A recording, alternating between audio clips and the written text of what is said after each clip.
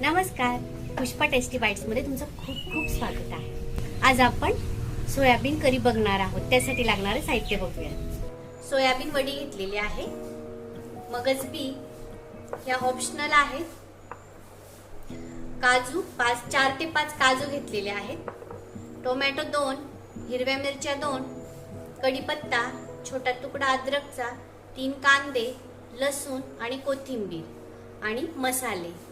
चला तर आता आपण करी बनवायला घेऊया। आधी सोयाबीन आपण कुकर मध्ये शिजवून घेणार आहोत। त्यासाठी मी 1 ग्लास पाणी घेतलेलं आहे,